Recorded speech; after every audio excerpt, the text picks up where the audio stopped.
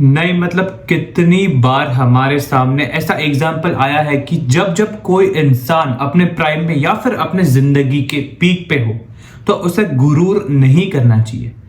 And ये अगर मैं देखूं, this is the prime and most recent example. जब आप अपने पीक पे हो एंड आप ऐसी कुछ बकचोदी करो ऐसे इंसान के सामने या फिर ऐसे कुछ छोटे टीम के सामने, तो एक ना एक दिन बैकफायर तो होना ही है। ऐसा ही चल रहा है कुछ मैनचेस्टर सिटी के साथ। जब से अर्लिंग हालैंड ने ये कमेंट दिया था तब से आज तक मैनचेस्टर सिटी बस नीचे जा रही है एंड नीचे ही जा रही है। अब लोग कहेंगे कि मैनचेस्टर इज ब्लू, लोग कहेंगे Manchester is red, but Manchester is land at this moment. फिर तुम सिटी की बात करो या फिर तुम यूनाइटेड की बात करो, दोनों भाई बेसिकली दोनों ही तबाही मचा रहे हैं, बट अलग दूसरे और अपने टीम के डाउनफॉल के लिए।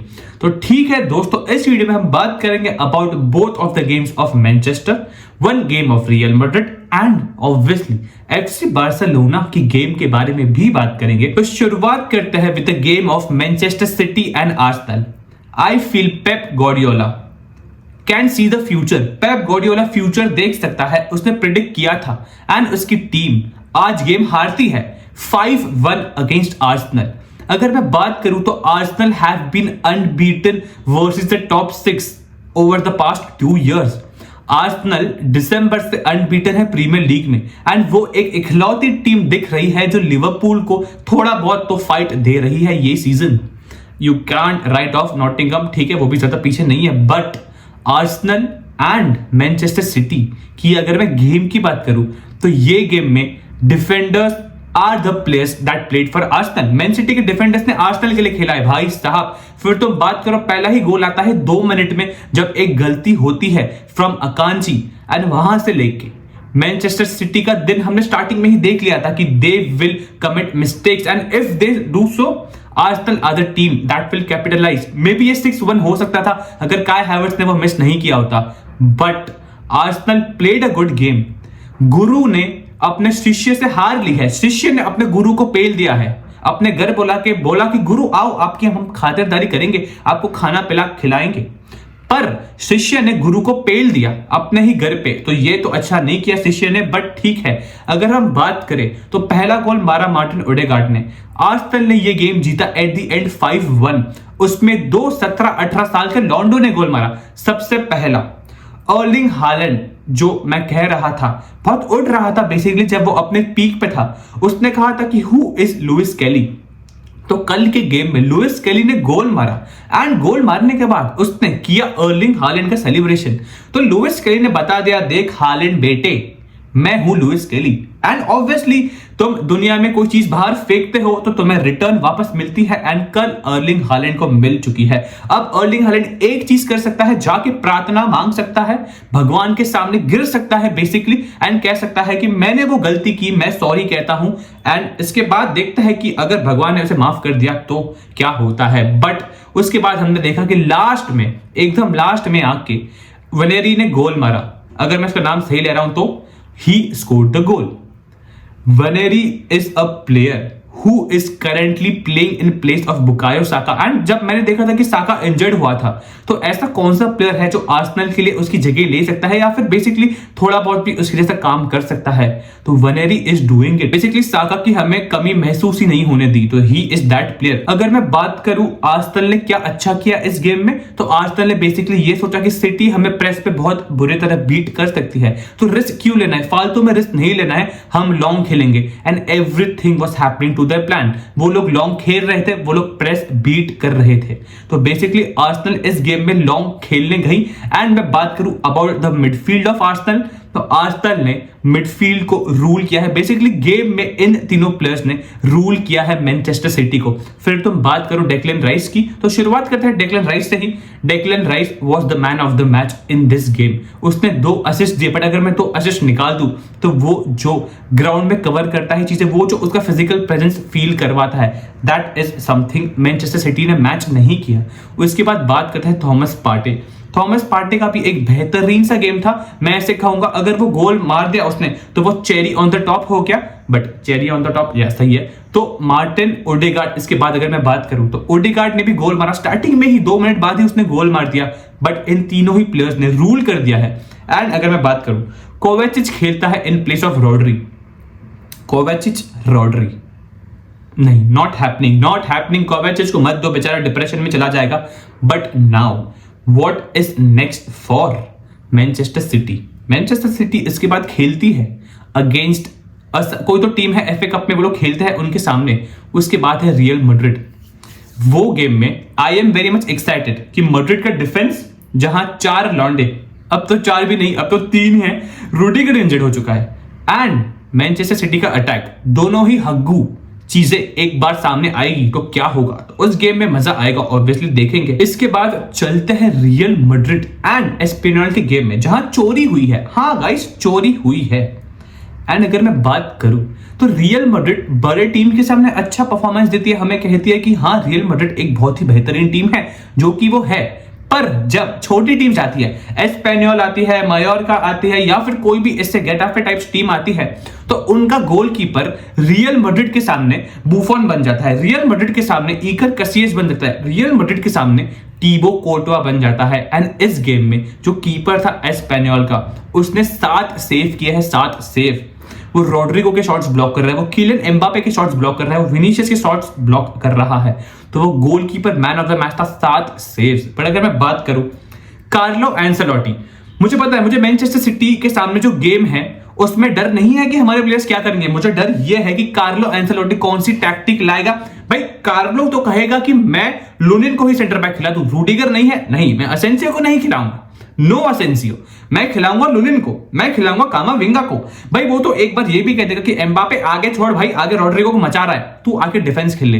तो भाई कार्लो एंसेलोटी के टैक्टिक्स से मुझे डर लगता है, टू बी वेरी ऑनेस्ट। मुझे प्लेयर्स पे भरोसा है, मुझे कार्लो पे भी भरोसा है, पर मुझे उसके टैक्टिक्स पे भरोसा नहीं है कि भाई वो कौन से दिन क्या टैक्टिक ला देगा।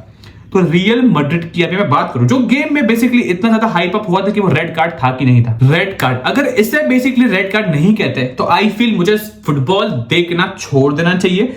जो एक फुटबॉल फैन है उसे फुटबॉल देखना छोड़ देना चाहिए। बट तुमने रेड कार्ड क्यों नहीं दिया? तुमने रेड कार्ड इसलिए नहीं दिया क्योंकि एम्बापे के पास पेस है, logic 0 but robbery 100। This has been the story. I feel ये अगर रेड कार्ड नहीं है ना, तो फिर बेसिकली मैं तो भाई जाके चबाट मार दूं किसी भी प्लेयर्स को, और ला लीगा का रेफ कहेगा नहीं ये तो तेज है ना, इसलिए हमने रेड कार्ड नहीं दिया। अरे कहना क्या चाहते हो? पर मुझे नहीं पता। वार, सबसे फर्स्ट चीज, एक तो वार ला लीगा लॉजिक क्या है, रेफरी ला लीगा लॉजिक क्या है, इन चारों के आसपास या फिर ये इंटरकनेक्शन इनमें क्या है, मुझे समझ नहीं आता। जब यूज करना होता है तब तुम यूज नहीं करते, जब तुम्हें यूज नहीं करना होता है तब तुम बेकार में यूज करते हो।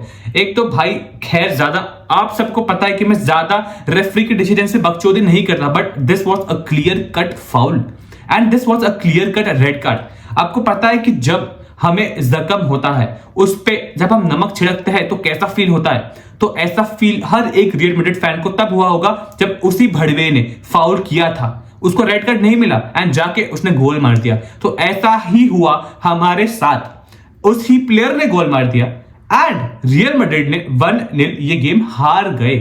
बेसिकली अब मैड्रिड 4 पॉइंट ऊपर है बार्सिलोना से एंड 1 पॉइंट ऊपर है एटलेटिको मैड्रिड से। एंड अगला हम खेलते हैं एटलेटिको मैड्रिड को, जिसमें रूडिगर नहीं होने वाला, उसमें सेंटर बैक में कौन खेलेगा? एक चाओमेनी खेलेगा। एंड अगर कार्लो एंसेलोटी ज्यादा ओवरथिंक नहीं करता, बेसिकली सिंपल करता है, तो असेंसियो खेलेगा या फिर जैसे मैंने पहले बताया लुनिन खेलेगा, तो भी आई वोंट बी सरप्राइज्ड। तो देखते हैं कि कार्लो इस गेम में किसको खिलाता है। बट अगर मैं बात करूं तो मैड्रिड का हर एक प्लेयर इस गेम में थोड़ा ऑफ लग रहा था। विनीसियस एम्बापे थोड़े ऑफ लग रहे थे, ठीक है वो लोग अपनी बकचोदी कर रहे थे, but Rodrigo had a good game. And एक और चीज के बारे में बात करता हूं, इसके बाद इस गेम के बारे में बात नहीं करेंगे, वो चीज ये है कि जैसे मैं पहले बताते आ रहा हूं, रियल मैड्रिड का प्रेस टट्टी है। रियल मैड्रिड का प्रेस इस गेम में या फिर रियल मैड्रिड का प्रेस बेसिकली इस सीजन में टट्टी रहा है। मैड्रिड का press is equivalent to GST on popcorn. अब तुम कहोगे कि इन दोनों चीज में कनेक्शन क्या था? कनेक्शन कुछ भी नहीं था। And Real Madrid and press, इन दोनों चीज में भी कनेक्शन कुछ भी नहीं है, क्योंकि हम प्रेस नहीं करते, हम मिडफील्ड में इतना स्पेस छोड़ते हैं। अगर इतना स्पेस एस्पेनियोल अच्छे से यूज कर पा रही है तो मैनचेस्टर सिटी के सामने केविन डी ब्रुयने खेलता है, कोवाचिच खेलता है, ठीक है, गुंडोगान खेलता है, एटलेटिको मैड्रिड में लॉरेंटे खेलता है, रोड्रिगो दे पॉल खेलता है। भाई वो गांड खोल देंगे अगर तुम इनको इतना स्पेस दोगे। बारसा ने हमें क्यों खोला? बारसा ने हमें इसलिए खोला क्योंकि इतना ज्यादा स्पेस बन रहा था हमारे मिडफील्ड में, जहां से पेड्री ऑपरेट कर रहा था, कसाडो ऑपरेट कर रहा था, वो लोग सीधा बॉल डाल रहे थे अपने स्ट्राइकर्स को। तो प्रॉब्लम ये हो रहा है कि जो स्पेस बीच में खुल रहा है हमारे लिए वो सही नहीं है। इतना स्पेस हम नहीं दे सकते किसको भी। इसमें फिर तुम कहो कि बेलिंगम कर सकता है, वेलवर्डे, पर भाई ये दोनों प्लेयर्स क्या करेंगे?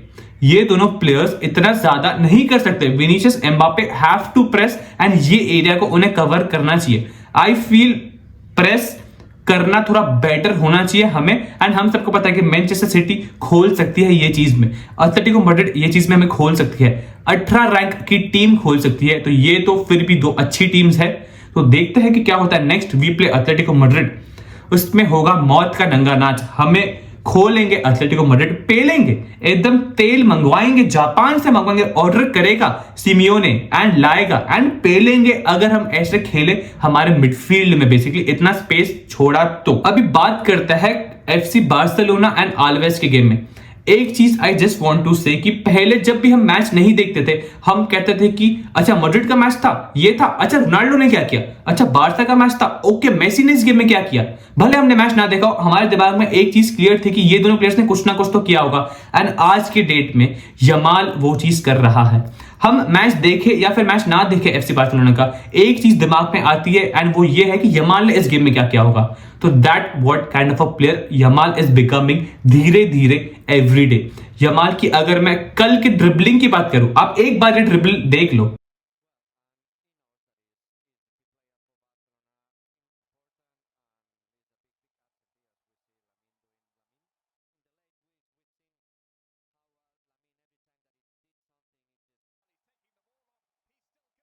आई फील क्या ही, ये तो बस शुरुआत है भाई। ये 17 साल का है, रुक जाओ, ये तो बस शुरुआत है। अभी और 10 साल है। 10 साल में और हम क्या कर सकते हैं, हम और क्या देख सकते हैं। एंड इस गेम में Yamal became the player to complete most number of dribbles in a game. Young player basically, उसने किया था कुछ तो 17 साल में। एंड इसके बाद पता है कौन था? मेसी था। एंड मेसी ने ये किया था 18 या 19 साल में। तो यमाल का कल का game was better. And if you personally ask me one thing, FC Barcelona is a complete team. Complete team का मतलब ये होता है कि एफसी बार्सिलोना का तुम अटैक की बात करो, तुम डिफेंस की बात करो, तुम मिड की बात करो, तीनों चीजों में वो एक कंप्लीट टीम है। एंड जब ये चीज मैं कहता हूं तो फिर एफसी बार्सिलोना में प्लेयर्स खेलते हैं, कुंडे खेलता है, पेड्री खेलता है। एक तो भाई साहब पेड्री, कल का game was all about Pedri. I feel Pedri had a good game. Pedri को अगर मैं निकाल दूं इस टीम से तो बेसिकली ये होगा कि पूरा पजल है एंड एक पीस मैंने निकाल दिया तो वो पजल कंप्लीट ही नहीं होगा, वो पजल 100% कंप्लीट नहीं होगा। एंड एफसी बार्सिलोना ऑपरेट नहीं करेगी अगर मैं पेड्री को टीम में ना रखूं बेसिकली तो। And that is the story. Pedri को इस टीम में रहना पड़ेगा ऑपरेट होने के लिए।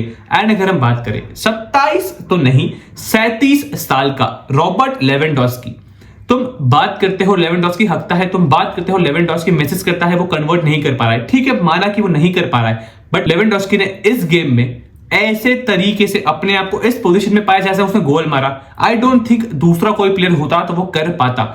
हम रोनाल्डो के इंटेलिजेंस की बात करते हैं, हम मेसी के इंटेलिजेंस की बात करते हैं, बट लेवेंडोस्की इन दोनों के बाद अभी एट दिस मोमेंट यूरोप में टॉप पर है।